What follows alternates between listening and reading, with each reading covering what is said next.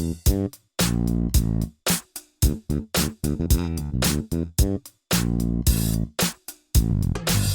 is Anthony Morganti. Welcome to my podcast, For the Joy of Photography.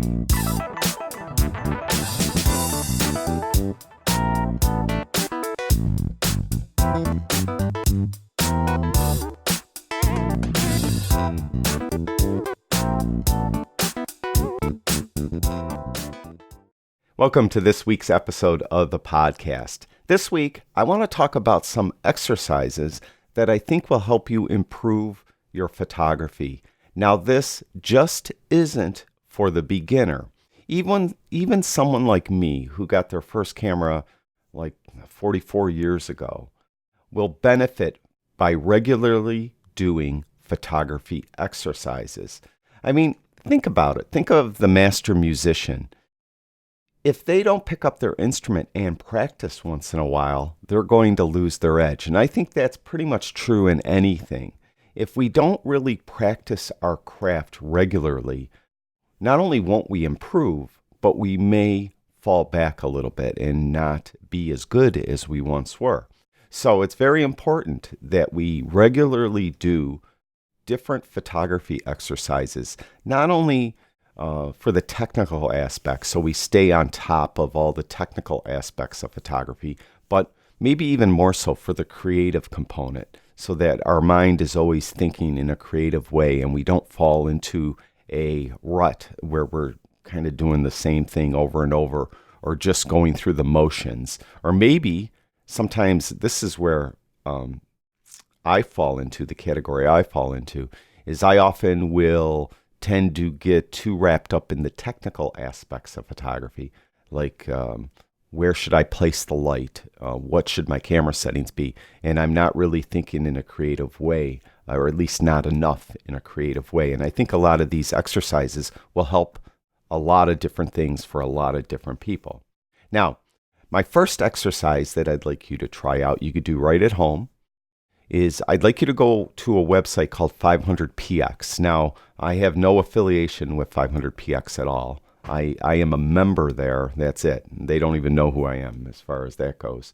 But I chose 500px because there's some attributes of the website which you could use to help you improve your photography. Most notably, they have great images there. There really are some great photographers on 500px. Secondly, 500px, they do have paid memberships, but you can join for free, and you could look at all the images you want for free. They just, on the free membership, I think they limit the number of images you could upload per week, something like 7 images a week. But the main reason I want you to go to 500px is not to upload your images, it's to look at other people's images. So specifically, once you join and log into 500px, you'll be on their main web page, and you'll see a bunch of images. And I think you'll agree, most of the images are spectacular. They're really wonderful images. And what I'd like you to do is once you do this, pick an image you're drawn to. Like, look at this. Now, I know many of you, most of you, aren't watching the video. So those of you that are watching the video, bear with me as I try to explain things that I'm seeing and you're seeing that the people that aren't watching, so they could get a better idea what I'm talking about.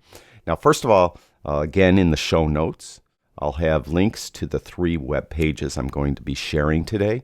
So you could check those websites out after the podcast ends. Now, what I'd like you to do is pick an image you're drawn to, and right now I'm drawn to an image here. It's called Kumbh Mela 2019, and it looks like it's a compelling image to me. So I'd like you to click on it, and what I'd like you to do first of all is just look at the image on a whole and try to figure out why you're drawn to this image. What is it about that image that makes you like it? Go technical even. Like in this image, I really like the separation the photographer gained from her subject to the background. And I just like the gaze of the man in the image the look on his face. Technically, I think it's perfect. I just am drawn to it in a technical way and in an aesthetic way. Then I'd like you to really look at the light. I think especially for beginning photographers, they really have a hard time recognizing light and understanding the different qualities of light and how those qualities will affect your image. Now, in this case, it's obviously an overcast day. You see there's no shadows anywhere, especially on our subject. So it's overcast. The light is very diffused, very soft looking light. So you kind of register that in your brain. And what I would recommend you do too is have some paper by you and take some notes. Why you're drawn to this image, what the lighting is like, things like that. Take some notes. Now, this next part won't be applicable to all images because it's up to the photographer that uploaded the image to enable this feature. But if you scroll down a little bit and look at some of the description for the image, often you'll find the camera, the lens used, and the exposure settings. So in this case, this photographer, she used a Nikon D610, a 35mm f1.8 lens.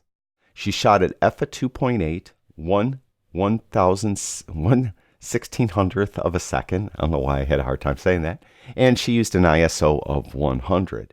Now, right off the bat, I know that this great separation she got, where the subject is really separated from the background has a strong blur to it, is because she shot at f2.8. So I make note of that. What I'd also like you to do is when you're doing this, when you're looking at these images, I want you to have your camera with you, like right next to you. I'd like you to pick up your camera and I'd like you to dial in f at 2.8, 1/1600th of a second, ISO 100. Of course, you're going to be in manual mode when you do that. She probably was in aperture priority mode, though. Try to figure out.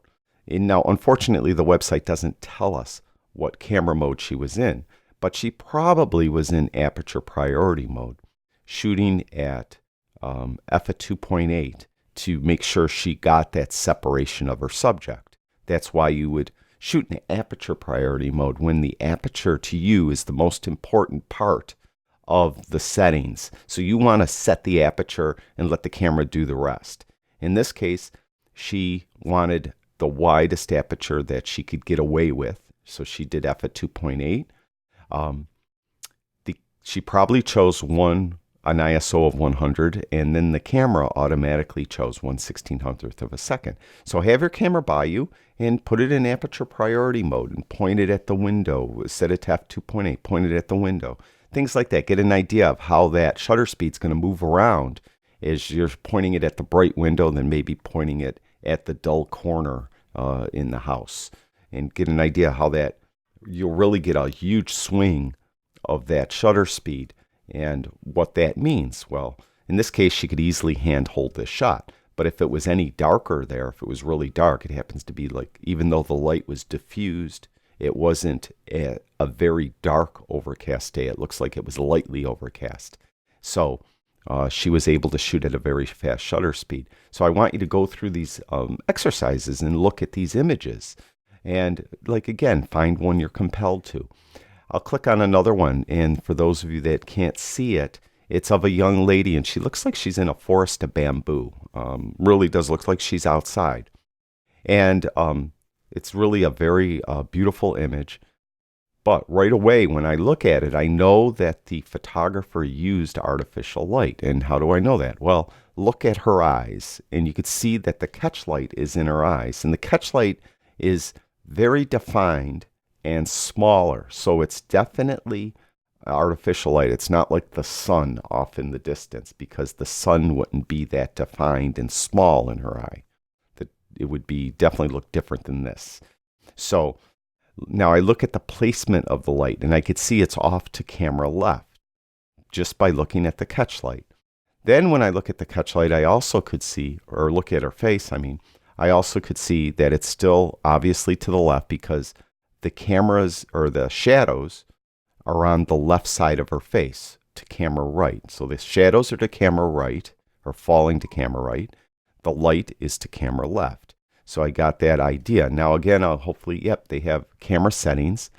This photographer, he used a Canon EOS 5D Mark II. He had a 70 to 200 millimeter lens. He shot at 126 millimeters with the lens, and it was f at 2.8, 1/2000th of a second, ISO 200. So right away, I got my camera by me. I'm going to put in those settings. He probably, because he was using external flash, he probably was in manual mode. And since he's shooting at such a fast shutter speed, 1/2000th of a second, one of two things have to do with the light. Either he's using a continuous light source, like an LED light to camera left, or he's using high-speed sync. Right away, you're thinking to yourself, well, because you know he's using because usually Canon cameras, I'm not sure the 5D Mark II specifically, but usually Canon cameras can't sync a flash anything faster than 1/200th of a second. Some of their better cameras, I think, are maybe a little faster than that. But still, definitely slower than 1/2000th of a second. So he's using maybe high-speed sync. Well, if you don't understand high-speed sync, make that note down. That's something you need to learn. You need to learn about high-speed sync. If you think, or maybe you're not familiar with constant light sources, write that down, and you're going to look up about constant light sources, continuous light sources, like an LED array, which he would have put to camera left to, in that case, it's continually putting out light, and he doesn't have to worry about sync. It's just going to be the light there. So it's a very unique photograph. It looks like it's outdoor, but he used supplemental light. And then in this case, because of being in the business so long and taking photos so long, I know that, how he probably went about exposure in that. In this case, he probably first exposed for the general setting, the bamboo and all that. And then he had the light come in and add to the exposure. So little things like that, you might not, depending on your how far along you are in photography, you might not recognize that right away. But that's okay. Just what you see that you don't know, make sure that you learn about. And that's what I think that a site like 500px will help a lot, because it has these camera settings. Now, another thing you could do with 500px is once you have your free account and you're logged in, on the top left-hand corner, you'll see there's a little, it just says Discover, and it's clickable. So we'll click on Discover. And when we do that, you're brought to popular images today. You could click on upcoming images. These are images that look like they're getting a lot of attention, that are new to the website. Fresh images are just all the images that were just uploaded in order. So if I clicked on fresh, I see images that were just uploaded seconds ago. And then to the right of that, Editor's Choice. That's like just a coveted award that many of the photographers on 500px hope to get, that where the editors at 500px just recognize your image as being exemplary. You don't win anything. You just get that Editor's Choice designation for your image. Now, what I'd like you to do, once you do that, though, if you look over to the right, you'll see that there's a categories drop down. And if you click on that, you'll see there's a lot of different categories. So if you're really interested in a specific type of photography, you could really limit your searching or what you're looking at to that type of photography. For instance, you can see there's a lot of different categories. Let's say I'm interested in black and white photography. I'll click on the black and white heading, and all I'm looking at now are black and white images.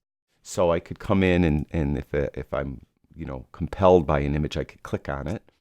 Why am I compelled? What is it about this image I like? First, ask yourself that. Try to get an idea why you're attracted to a certain look, a certain type of image.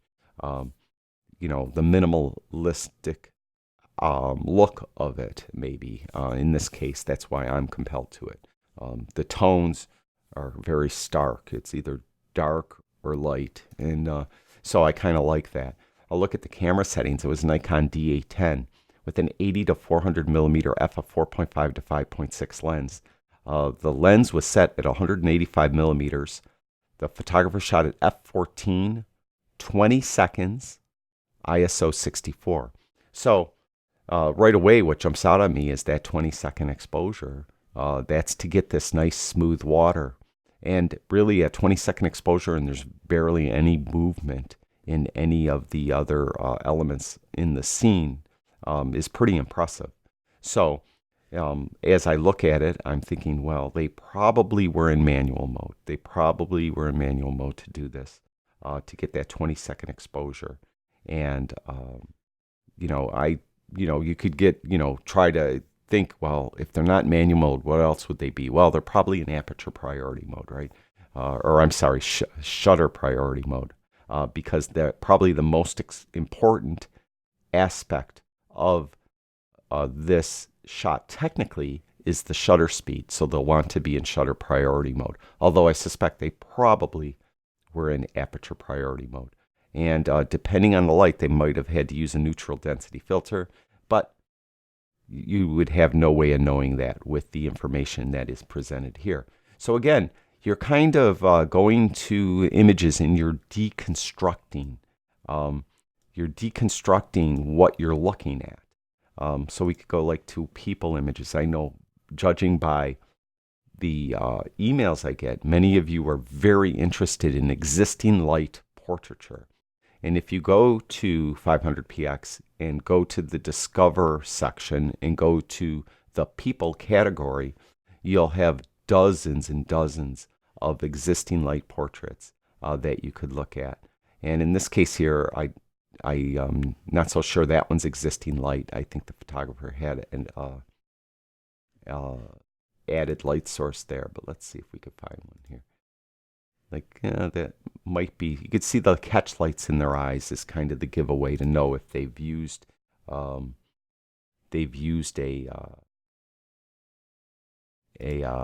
light that's other than the existing light. Now here's a good example of this man with this beard. You could see just looking at his eyes that there's no additional artificial light added. This was just the light probably coming in from a window or a door, and you could see how it's lighting his face. So it's an oblique light. It's coming in from the side. And an oblique light is light that will really accentuate wrinkles and facial elements. And in this case, in this man, he's an older man. So you're really seeing the pores on his face, even to the elements and the wrinkles. So the light is working a lot here. This photographer used a Canon EOS 5D Mark III with a Canon 70 to 200 millimeter f/2.8 lens. He shot at 168 millimeters, f/6.3, 1/1250th of a second, ISO 400. And in this, quite frankly, in this image, it really wouldn't matter if he was in shutter priority mode, aperture priority mode, or even manual. He could, there's not an element to the scene which would dictate to him to use one mode over another. So it was probably anything he was comfortable with. So in this case, since he was at 168 millimeters, he's going to want to use a fairly fast shutter speed. So maybe he chose shutter priority mode. But you could get an idea, and you could, there's more than one way to expose an image. You could shoot in aperture priority mode, manual mode, and or shutter priority mode and get the exact same image. It's just, sometimes it comes down to what the photographer is comfortable with. So again, check out these images, deconstruct them, see what it is about the image that compels you to it, make notes about it, and then try to look at the camera settings, the technical settings, and see how they might be applicable to you. And also, what I should add, especially I know probably most of you are landscape photographers, right? So let's go to landscapes. What I'd like, especially landscape, this isn't just though for landscape photographers, but this could be for anyone, but especially landscape photographers. I'd like you to think about your compositional rules And when you're looking at these images, think about how the photographer may have used some compositional rules. Was rule of thirds used? In this image, it looks like the photographer utilized rule of thirds in order to have the sun in a intersection point at the top upper right hand side for the rule of thirds. Look for leading lines. How did the photographer have leading lines? Are they diagonal lines coming in from the corner? How does these lines affect the image? How do they make you look through the image? Then on top of that, did that photographer use rule of thirds also to frame the image? So think of this. Look for images, specifically things that you know about. You know about framing. Did the photographer use framing to really highlight the subject, the focal point of the image, where the photographer wants you to look? And he or she used framing to get you to look where they want you to look. So that's very important also, to get you thinking about compositional rules and utilizing compositional rules when you're out taking images, leading lines, rule of thirds, framing, the golden spiral, all those different compositional rules. If you look at something and you're not 100% sure about different compositional rules, write that down as something that you need to learn about. You want to learn about compositional rules. So that's another very important thing that I think you should do when you're looking at these images. Now, finally, I have a couple more websites that I want to talk about that just creative exercises for photographers. The first one is B&H Photo. They actually have some like help guides and things on their websites and articles and videos. And a lot of these exercises have been around for years, and many of them I have done myself. Now, this first one I've actually done myself, but I did it, I think, slightly different. But anyway, it doesn't matter. The first exercise one, it's called 2 dozen, they called it here. It says to pick a location, you're going to stand in one spot. You can't move. And you're going to make 24 unique photographs while standing in the same place. You cannot move your feet. And the idea of this is it's try to get you to open up your eyes, to really see what's before you. It's all too often, we as photographers will often see a compelling scene. We walk up, take one picture, and then we move on. And we're letting a lot of pictures be lost because we're just in too much of a hurry, usually, or we're just not allowing our creative mind to be released on the scene. So stand in one spot, and you're going to make, in this case, 24 unique photographs. I think when I did it, I think the exercise was 12 unique photographs. Doesn't matter. Just, make 24 unique photographs standing in one spot. Now you could, important thing I should note, you could get lower. You could stand straight up. You could get down all the way down on your knees. Put your camera right on the ground if you have to, as long as you're not moving from that spot. Exercise 2, 10 of 1. Take 10 unique and or abstract images of one small object. This is particularly helpful if you're into macro photography, and it will help you see light sometimes too and see different things. Just grab a small object, something that might even be mundane. It doesn't have to be a super compelling, interesting, unique insect from Madagascar or anything like that. It could be, in this case, you could see, those of you watching the video, it's a water bottle. So pick something, and you're going to take a 10 unique or abstract images of that one object. Now here you can move around. You could move that object around. You don't have to leave the object in one spot. You could put it on the windowsill, then you could take it down, you could put it on the coffee table, you could take it outside, you could take it near a waterfall or something, whatever. You're going to do 10 unique images, but that image must contain that object. Exercise 4 is 4 corners. You're going to take this object now, it's kind of the same idea in a way. You're taking a subject, but this could be maybe a person, and you're going to place it where it exists. So wherever this object is, it's going to stay where it is, but you're going to put it in different parts of the frame. So in the 4 corners, basically, of the frame. Maybe try a 2 in the rule of thirds, or try to leave it, again, you can't move the object. Object has to stay where it is. You're going to maybe utilize a leading line leading to it, something like that. So that's a good exercise. It helps you think more through the shot instead of just standing there taking one shot and moving on. Exercise for artificial restrictions. I've done probably all of these at one time or another. And this is actually a lot of fun. So you go out and you're just going to take one prime lens. Usually a lot of people take their nifty 50. So they're taking their 50 millimeter lens, and you have to just go out and take pictures all day with that one lens, or maybe all week. Some people might do it longer, just that one lens. That helps you really move, and it helps you see the scene and see how you need to frame it to make it compelling, because you're limited to that one prime lens. You can't zoom in, you can't zoom out. You have to move it around. One location, just go to one place, pick one building in your city and shoot that building in and out, or pick one waterfall that's near you, something like that. And you're just going to take images of that one thing. Black and white only. I've done this actually more than once. Usually with your camera, most cameras I know of, you could set it so that the preview on the back, even though if you're shooting digital and even if you're shooting raw, the preview on the back is going to show you a black and white image.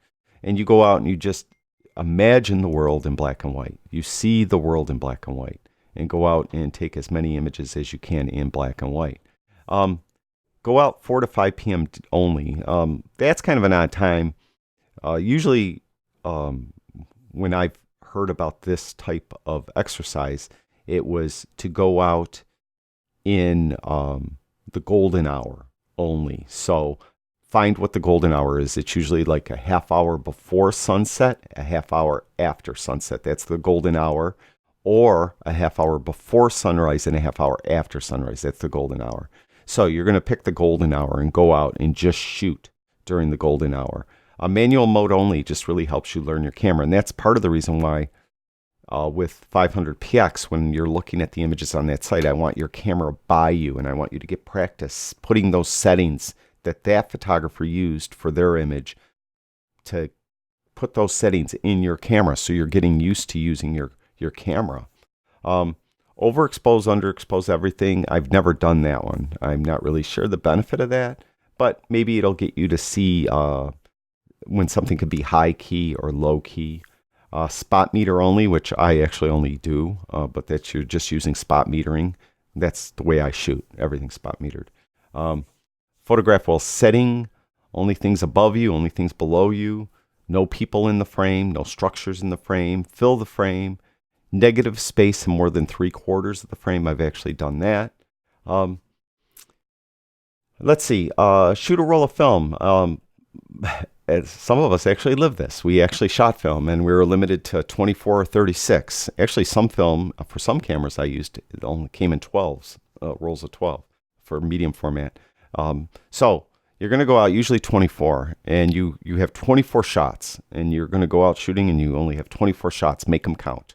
It really helps you see what you're shooting and not be frivolous, to really be diligent about what you're taking your pictures of. 12 abstracts. Try to see the world in a different way is what this one helps. So this is especially true if you're doing macro photography. You have a macro lens or an accessory that you could put on your lens, like a macro filter to help you shoot macro. And you're going to try to see the world in a very abstract way. And again, it helps you see light. It helps you see things that aren't necessarily noticeable all the time. Portable subject. Carry a subject with you and put it in the frame no matter where you're shooting. I see this happening a lot. A lot of people are bringing these little anime characters or these little Lego type characters, and they're putting them in scenes. It doesn't have to be that. You could take anything, a little stuffed animal, a little something, and have it in the scene. And you're trying to put it in an interesting scene and put it in an interesting location in that scene. An unselfie selfie, you just have to be in every frame. I've actually had my students do this. I've never actually done it because I don't like myself. I don't like taking pictures of myself. Freudian slip, I guess. But get yourself in the frame. Again, it's not a selfie. It's an idea of how to compose, to put yourself in the frame in a compelling location in that scene, so it adds interest. Exercise 9, mixing bowl. Drop many pieces of scrap paper into a mixing bowl. Each piece should have a single word or phrase. Draw a piece of paper out of that bowl and grab your camera and start shooting. So, like, here's some examples: blue, circle, panning, soft focus. All these are on a single piece of paper. Reflection, shallow depth of field, action, happy, sound. So go out with your camera every day, and every day grab out one of these papers. And this is today you have to shoot blur, or today you have to shoot negative space. And it really will help you see things, I think, in a better way. Especially if you're doing the same routine every day. Many of us are doing the same routine. We get up at a certain time, have our coffee, our breakfast. We're out the door, we're on public transit, or we're driving to work. We go the same route every single day. We're doing the same thing every single day. Well, if hopefully you could take your camera along with you and you're doing the same route every single day or the same thing every single day, but one day you're looking for blue and you're shooting things that are blue, and next day you're looking for things that are happy. You're shooting happy things. Next thing, you're shooting things that show the weather or show things that are shadowy, things like that. That'll help you see, even on your most mundane thing you're doing is like going to work. You're seeing different things every day, and it helps you see the world better, and helps you, and really will ultimately help your photography. Exercise 10, change up. Try a different genre of photography. So if you're really doing a lot of studio stuff, go out and do some landscapes. This helps me a lot because a lot of times if I do too much of one thing, I get bored with it. So if I'm doing too many landscapes, then I find I should go in the studio and start doing some portraits, or vice versa, or start doing macro, something like that. 9 elements of photograph these 9 elements of a scene while in one location. So you're going to go to a street corner, a park, other location, and take image that shows the light or shows the shadow, line, shape, form, texture. Do things with focus, tonality. This is a more difficult exercise, I'll tell you right now, but this actually would help you a lot. It helps you with the subtle things in a photograph. Steps. Go for a walk somewhere you always wanted to photograph. Stop and take a unique image after a predetermined number of steps. I've done this. Go park your car, let's say, or you get off your mass transit, you get off your train or your bus. So you're going to go to direction, right? Go to that direction. Every 10 steps, you have to take a picture. It has to be unique. Or go 20 steps. Or go, I've heard this done actually, where you just go somewhere, get out of your car or whatever, and you take 100 steps in a direction. And at that 100th step, you have to stand there and you have to take 12 unique images at that one spot. Now, a lot of times for this type of exercise, you should probably take multiple types of lenses, or maybe a lens that could do a lot, because it would help. It would be more difficult, especially if you just have, let's say, a 50 millimeter lens on your camera. That would be the ultimate challenge. Take 100 steps, stop, and take 12 unique images at that spot with the 50 millimeter lens. Probably pretty difficult. But if you take, let's say, a couple lenses, you take a long zoom, a short zoom, and maybe a macro lens, you could do a lot of unique images from that one spot. Exercise 13, 2 trips. Put your camera somewhere safe. Walk somewhere without a camera and look for photographs. When you reach your destination, walk back over the same route while still looking for photographs. Finally, with camera in hand, retrace your steps for a third time and capture those photographs. Now, I kind of do this a lot because a lot of times I have to go out without my camera because I don't want to leave it in the car, like I'm going to the grocery store. I don't want to carry it around the grocery store or something like that. But I'm always looking for pictures. I'm looking for something that looks interesting. And then I'll remember it, and I'll come back later with the camera and take that picture. Design your own. Take bits and pieces from what is above and come up with anything you like. And I think that's really true. Get an idea. Like I said, you have that steps things, and then you have this 9 elements thing. Or maybe you have that where you have the scraps of paper in a bowl. You could pull out a paper. It says, negative space. And you have to go somewhere and take 100 steps. And then at that point, compose, let's say, a number of images. Let's say 12 images that exemplify negative space. So you could combine is what that is getting at. Now, finally, I'll go to one more website, and they have 7 skill building exercises for photographers. And some of these are we already talked about from the other website. This first one, I'm not so much, I like it. They say to crop someone else's photos. They say great photography starts with the eye, not the camera. This means it shouldn't be possible to develop your photographic eye without ever touching a camera or lens. All you need is a basic photo editing program, all right? Learn the fundamental rules of composition. Then it says go to a free web hosting site like Flickr or 500px and download a whole bunch of images to your computer. Now, I'm not sure when this article is written, but you cannot just download images from 500px. And I'm not 100% sure, but I don't think you could just download them from Flickr either anymore. You used to be able to, but I don't think you can. But the point is, get someone else's images and crop them to your liking using the compositional rules that you are drawn to.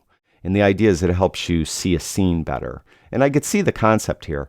I'm just not so sure you should be doing this to other people's images. And definitely, if you do it, do not ever share them, ever. Don't ever even share them and say, this is so-and-so's image that I recropped. Don't do it. All right, this is only for you. And then once you're done, delete them. Don't share them. Definitely don't share them as your own, but obviously. All right, this is with one shot subject, shoot 10 photos. We kind of covered that. But you could read what they talk about here on this website. It may help you better understand the exercise. And maybe there's a little caveat to the exercise, which is explained better here that you could relate to. With 3 objects, shoot 10 photos. Couple things here. This is kind of unique. It's kind of similar to one of the things we already talked about, but with 3 objects. First of all, there's kind of a photography thing. Even was the compositional thing that even the ancient Greeks kind of realized.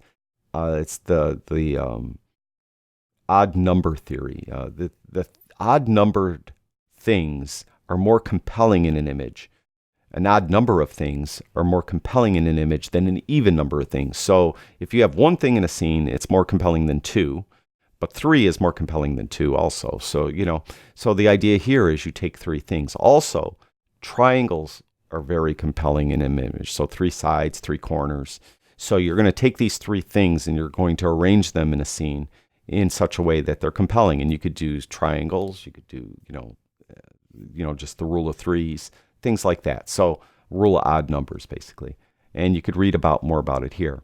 With 1 lens, shoot 1,000 photos. And actually this, when I was back in the day learning photography, I had a professional who took me, well, I had 2 different professionals, but one in particular took me under his wing and he told me to do this. He basically gave me a 35 millimeter lens, I remember. And it was a 35 millimeter on a 35 millimeter or on a film camera, 35 millimeter film camera. And he told me that he wanted me to shoot 1,000 photos. And he started me off with some film that he gave me. He was really a nice person. And he wanted me to, he says that's how he learned. So he, shoot 1,000 photos and, and again, you just don't shoot, especially when you're shooting film, because it costs a lot of money. You were careful with your shots. And because it costs money to buy the film, it costs money to get it developed. So this is actually a really good exercise in my mind. Hula hoop photo walks. I never heard of this one, but this is similar to the stand in one place and take a shot. In this case, you throw a hula hoop up in the air and let it kind of bounce and roll around. And wherever it stops, you have to go and stand in the middle of that hula hoop and take a number of images from that spot. And they're saying like 10, 20, or 50 photos of anything. So that's another kind of fun way to mix up that stand in one spot and take a bunch of images exercise that we talked about earlier. Weekly photo challenges. This is something I think I want to do. I haven't done, but I want to do. Weekly photo challenges are popular on the internet these days, but different photography communities have different names for them. Photo of the week, 52 photos project, Sunday photo prompt, etc. The key is to take 52 photos of over the course of a year. Ideally, you take part in some kind of community version of the challenge because this gives you a chance to see the photos of other participants and a chance for others to critique your work. But if you prefer to stay independent and do a personal challenge instead, that's fine too. I could see advantages to both. Just doing it personally could be very rewarding. Again, if you're doing it in a group, though, sometimes it opens your eyes.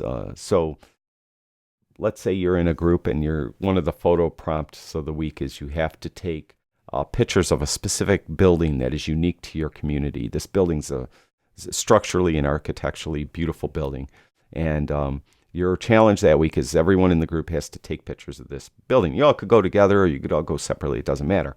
But what I'm seeing is, let's say in this case of the building, once you start looking at each other's images, you might see angles and focal lengths used in different ways that you might have stood in the same place and took the same image, but someone else's looks better because they used a different focal length, or they went at a different time of day and the light was different, or they got real down low and shot it, or they were up higher and shot that same angle. Things like that. So I could see where photo challenges are something that would really work out, and that's definitely something I'm going to be doing. Recreate someone else's photos, and this is something I give my students to do. Look at a famous photographer's pictures and see if you could recreate them. If you're into portraiture, look at Avedon, look at some of these great portrait artists, and see if you could recreate them. Landscape artist, if you're lucky enough to live like near Yosemite or something like that, you could look at Ansel Adams and try to like duplicate what he did, or whatever. Just, you don't have to be near a famous place though. Just look at 500px and look at an image you're compelled to that is from someone you never heard of and no one's never heard of, let's say, but they're a great photographer, and you see that image that you're you love. Go out and try to recreate it. Now, the idea here is you're not going to get famous off of someone else's hard work. The idea is you're learning how they set their camera up. That's why I think 500px helps. You're learning how they set their camera up, or where they stood, or why they composed the way they did, or why the lighting was done in such a way, whatever. And that's the idea.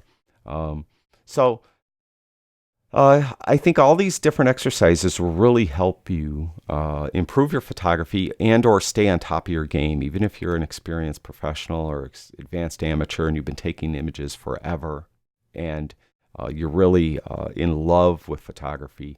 Sometimes, though, if we don't exercise, we don't keep our competitive edge, or we don't stay as good as we could, or we lose something, or maybe we won't have the growth we want to see.